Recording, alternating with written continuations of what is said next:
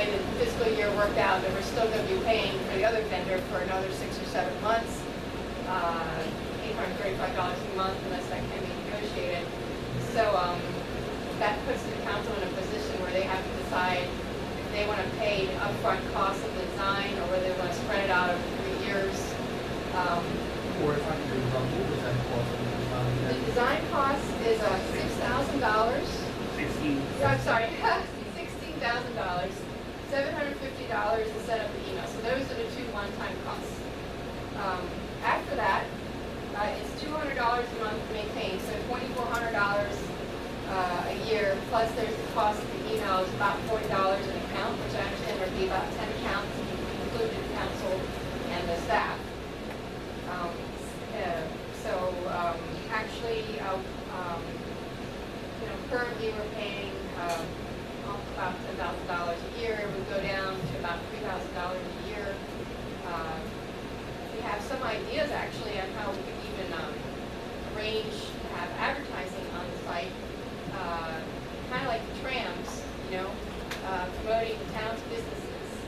And we have some ideas now that we think, that it would be a Drupal-based system. There's a very easy way to set up a slideshow, and that way it would be very easy for the town to accept a JPEG file that would fit into the slideshow, and you could have like a featured business every month. You could have maybe 3 featured businesses that would circle through on the main page, and they could pay for this, a little bit more in the summer when you have more people, a little bit less in the winter, and it could be extra income that helps cover, maybe even completely cover the costs of the website. And it could be done in a way that basically the town accepts the payment, it accepts the JPEG file, the graphic file that has information about the business, stick it into the slideshow. That's it. Really easy. So it's something we can talk about in the focus group, but I just wanted to point out that just like the trams, there's an opportunity to kind of recoup some of the costs and feature Rockall businesses at the same time. So that's, and this virtual towns is kind of within that, I think, within reach of that. One thing that you want to make clear is that this idea that we have for gaining revenue has nothing to do with our listing of businesses and business Right, exactly. directories. So the idea would be you would still have the free directory for Rockall businesses. That's not going to change. But there would With be a link to their website. with links to their websites, just like now. But in addition to that, you would make use of that valuable homepage that everybody goes to. And there'd be this little corner where you have a featured business and they pay, depending on the month, it'd be different costs. It's just an idea to throw out there. It doesn't have to be decided right now. It's just an example of how affordable this website can be. And but I just wanted to conclude with mentioning that the big decision, if you agree with us that virtual towns is the choice, you do have to make a decision whether to pay the design fee up front or whether to stretch it out over 3 years. And that would obviously take about 4 months, so we're talking about January for this website to be even done in terms of cash flow. And it's really up to you, but I want to point out that one of the advantages of paying it up front is that if you have a contract dispute later on in 3 years, you own that website. There's no question about it. There's no gray area about the ownership. It's done, and all that. However, I also want to point out Virtual Town says if you go into year 4 and renew with them, they'll refresh the look of the website and no extra cost. So, and they will actually do it as opposed to our current website vendor who promised to do it and never did. And claimed that it was incorporated into the cost. I don't want to keep talking about it. But I just want to say, from all angles, this is a great deal. It would be great for the town. So that's our. Core, tell me a little more about the, you said that there could be the opportunity to generate some revenue by maybe featuring a business that they choose. What type of revenue does that generate? What can you We don't know, expect? we have to have a focus group. Well, I mean, I We have no idea. would have to think there's some idea out of the market. There's no idea. No.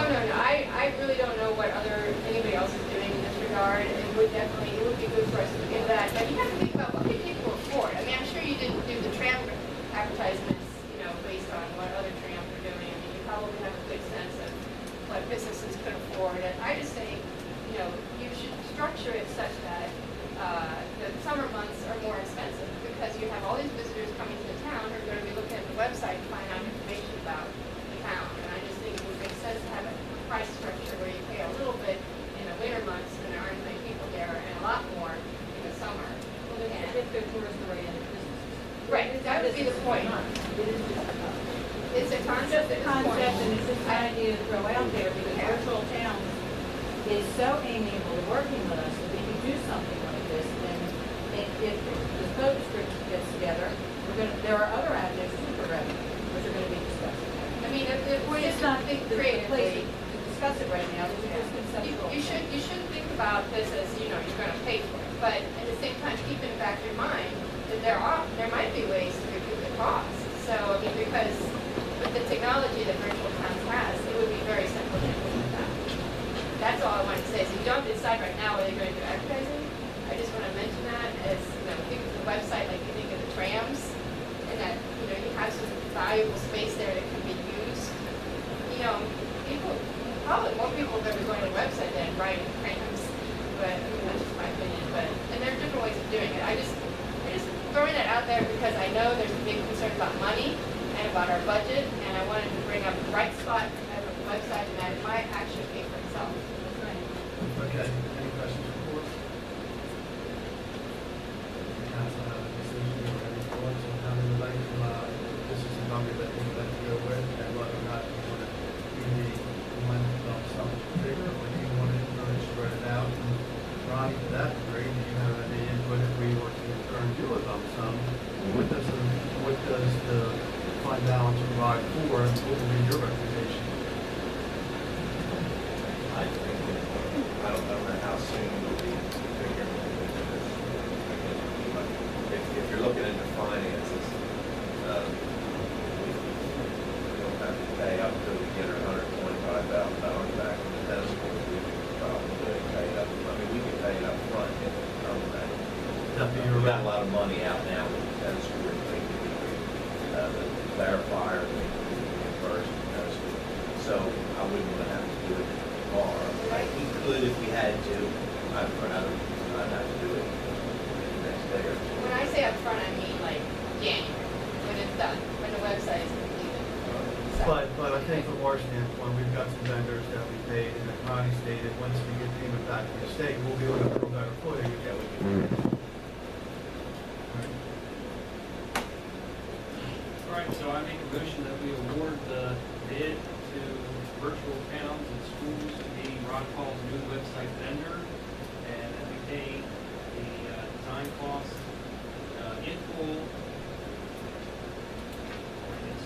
What's the actual name? Virtual Towns and Schools. Virtual Town. When you vote, I just also want to mention that, you might be able to get them to start your email right away, before the website's finished. So, but that's like $400. That's not much. And you probably want to have them submit a contract to you, because they probably have a standard contract that you use from other towns. And then you could, negotiate based on theirs rather than coming up with your own from scratch. But, I just want to mention the email, from a technical point of view, you could go ahead with the email before the website's finished. And I highly recommend that, except you need the email policy first. But we're working on that one. Second motion. Okay. We got a motion by Brian to go ahead and accept the proposal by Virtual Town Schools to the, at the one-time annual, one-time fee, design fee of $16,000. The maintenance will be $200 a month thereafter. And the email will be at the amount of $750, is that correct? One-time fee. One-time fee. Plus of $40 per account, Okay. per so year, 40 per account, per year. Annually. That includes archiving. okay. All right. All right, now we're for discussion. Yes. Did you say 250 a month or 200 a month? It's $200 a month, Oh, it is, okay, I thought you said 250. $2,400 a year, Ah, per month. it's So, 250. so one thing you have to figure out is when that kicks in, but I mean, you might pay like for the rest of the year $1,000 or something, and then it. Okay. Any other discussion? Any other questions? All in favor? None, anybody opposed? Okay, Ron, we'll notify virtual accounts in schools that they will be the town's new website vendor for the next 3 years. All right, moving on. We have no orders or resolutions this evening. Next will be new business, and first up will be the Hometown Hero Banner Project. Okay, so the Hometown Hero Banner Committee met at the Rockwall American Legion on Monday night. It consisted of 2 officers from the American Legion and Amy Nickerson, which was a huge help at the last ceremony that we had, and myself as the liaison to the town council. We met, we talked about how the project will go upcoming. We set a date for a ceremony of November 7th. We're going to be sending letters out to the families that were nominated to be part of this banner project. The second class, we're calling it. The letters are due back by October 1st. We contact the company October 3rd. That'll give them a full month to get the banners made up. We focused on World War II veterans this time. A lot of them still living, had some help from, and November 7th will be the ceremony. That's a Friday night at the Rockwall American Legion at 6 p.m. We also will be inviting current banners, people that are on the banners on Main Street who are retiring. A banner will be handing it over to the family, the contact person. So November 7th, we're going to need the old banners to come down prior to the ceremony. We'll have them at the Legion, and then we'll leave the town guys that evening to go up and hang new banners at the ceremony. That's all good, fine, that's easy, but what I was curious about, how do people make arrangements for their family member, whoever, to be one of those? They can send a letter into Mr. Neil Metzbauer. We're going to do 12. There's 13 spots. We are doing 12. So you just send a letter to Neil Metzbauer requesting to be one of those. And then is there a charge, there's a cost for that? There is no cost. We pay for it out of donations from the American Legion. If the family would like to make a donation to the program, we'll certainly encourage that. If not, there is no cost. Okay, any other questions? Okay. Next is the approval of the website focus group. Okay, I apologize for not having a copy of the names for the website focus group, but I do have a list here, and I'll go through them real quick. The first is Kathy Donegan. She would be a citizen representative on the group. Next up, we have Robin Woodkowski. She would be part of the museum, the board of it, and a citizen. Next, we have Cora Dixon. She would like to be a citizen representative. William Fielder, which, as you know, helps us out with a great amount of technical expertise, and he'd like to be our technical person. Linda Buckle would like to be a citizen on that committee group. Lynn Hillfiker, she would like to be part of the group as a real estate person. Kate Johnson would like to be with the focus group. She would like to assist with lodging and restaurants. Sandy Scott, she is in retail, so she would like to be part of the group. Joan Kane, she would like to be part as a citizen. Suzanne Einstein, she would like to be part as a citizen, and also I think she serves in the museum board as well, so she could help out in that category. Business, recreation. Business, recreation. Lynn Brandy, she would like to be part of the group as yacht sales and marinas. So that is the list. Those are the people that responded to the electronic form that was on live to be part of the website focus group. The only thing that I would like to state from the get-go is I do not feel comfortable doing electronic meetings as far as Skype or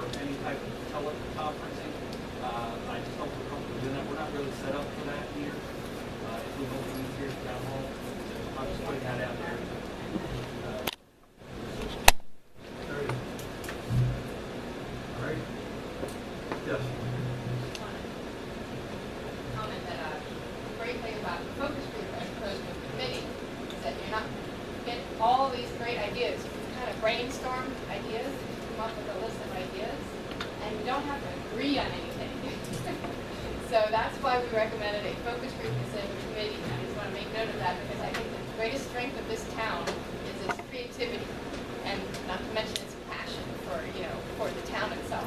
And I think the focus group format will really serve the town well because you can leverage all of that great town spirit and you can give the list to the town, give it to the vendor, and they can kind of run with it.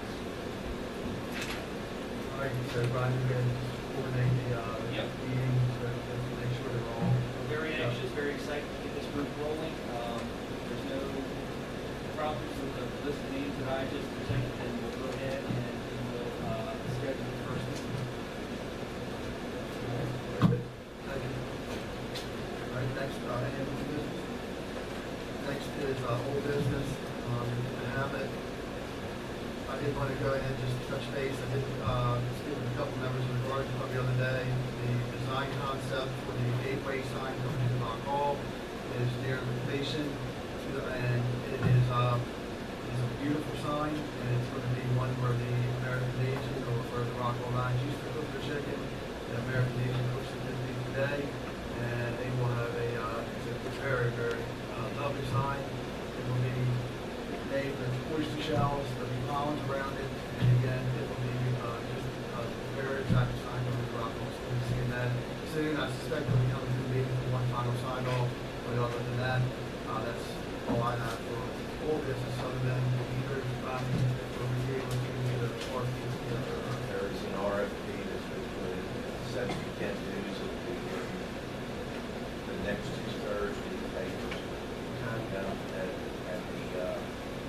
And what it's advertised is for someone to do the install, give us a price for the material and installation, install those 4 heaters, and then it'll be ready for the workshop, our next workshop meeting for you all to take a look at. Okay. Mrs. Lovelady, you put Congressman Harris's office phone yesterday, and they seem to be anxious to help out where and how they can. So I think at least right now, if that office can in turn if we decide, or as we're deciding to go forward with putting in these heaters, and by going through an RFP, we're going to increase the cost of the installation and the materials with it. I'll follow up with more and let her know that that's what we were doing, and if there is something that the congressional office can do, we'll money to the town, they can help out. So. Any other old business? Now, manager's report. I think that we're pretty well covered, everything I had through that meeting. Good now. I guess it's been over a month ago now when I brought it up about the tape. And I brought a letter down here to the town office and everybody was supposed to get one. And according to last month's meeting, nobody got one. So I brought another one today and everybody was supposed to get one in their mailbox today, every one of you. And we did. So I would like to know an answer to my request. I would like to see the tapes. Okay, at this point, I think, I'll read the letter in the record, and at this point, just going to call it out to a vote as to what the board wants to do. Dear Mayor and Council, at the last meeting of the Roswell Town Council, I requested that the proposed meeting dates from April 28, 2013, approximately 12 hours to be released. The town attorney stated he would research state law relating to my request at the town meeting held on July 10, 2014. I did my own research and considered this request to the Rock Hall Mayor and Council under the Freedom of Information Act.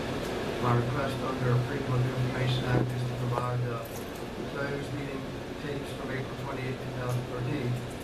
I plan to attend the meeting of the Town Council dated August 4, 2014